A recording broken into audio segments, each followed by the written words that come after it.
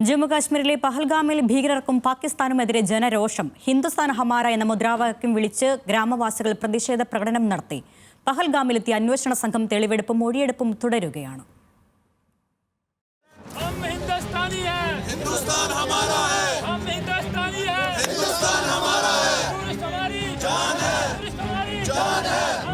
ഭീകരരുടെ കൂട്ടക്കുരുതിക്ക് പിന്നാലെ താഴ്വാരം വിട്ട് ടൂറിസ്റ്റുകൾ ഇറങ്ങിയതോടെ ജീവിതമാർഗമടഞ്ഞ കശ്മീരികളാണ് രോഷത്തോടെ തെരുവിലിറങ്ങിയത്. പാകിസ്ഥാന്റെയും ഭീകരരുടെയും എല്ലാ അജണ്ടകളെയും നിർവീര്യമാക്കി ഹിന്ദുസ്ഥാൻ ഹമാര ഹേ എന്ന മുദ്രാവാക്യം പെഹൽഗാമിന്റെ തെരുവുകളിൽ മുഴങ്ങി.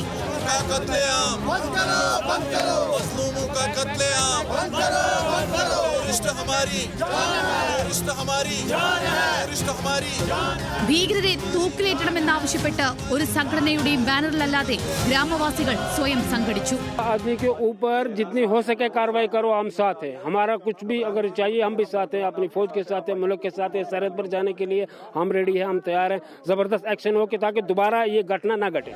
പ്രിയപ്പെട്ട ടൂറിസ്റ്റുകളെ കൊന്നു തള്ളുന്നവർക്ക് ക്ഷമയില്ലെന്ന് പ്രകടനക്കാർ പറഞ്ഞു. पहलगाम में आप देख सकते हैं, हम बुजुर्ग सब गुजर बकरा कबीले के लोग निकले हैं और इसी घटना की मजम्मत करने के लिए निकले हैं, इसके खिलाफ निकले हैं.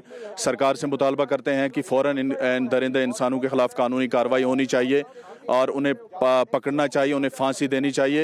उन्होंने सीधे हमारी रोजी रोटी पे वार किया है, रिज़्क़ को लात मारी है. हम इसके खिलाफ है.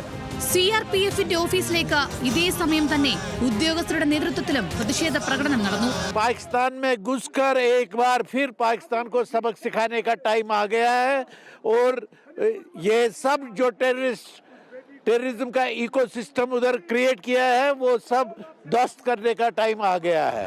ഇതിനിടെ അന്വേഷണത്തിന്റെ ഭാഗമായി NIA സംഘം പഹൽഗാമിലെത്തി. DIGയും IGയും SPയും അടക്കം 18 പേരാണ് സംഘത്തിലുള്ളത്. CRPF ആസ്ഥാനത്ത് വെച്ച് ദൃക്സാക്ഷികളിൽ നിന്ന് മൊഴി രേഖപ്പെടുത്തി. നേരത്തെ ബസരൻവാലിയിലെ ആക്രമണ സ്ഥലത്തെത്തി NIA സംഘം പരിശോധന നടത്തിയിരുന്നു. ന്യൂസ് മലയാളം, ശ്രീനഗർ.